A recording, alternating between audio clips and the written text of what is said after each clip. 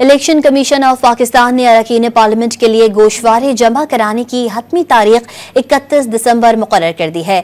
गलत मालूमात फराहम करने के खिलाफ कार्रवाई की जाएगी। आपको अपडेट कर रहे हैं, इलेक्शन कमीशन ऑफ पाकिस्तान ने अरकान पार्लियामेंट के लिए गोशवारे जमा कराने की हतमी तारीख 31 दिसंबर मुकर्रर कर दी है। गलत मालूमात फराहम करने के खिलाफ कार्रवाई की जाएगी।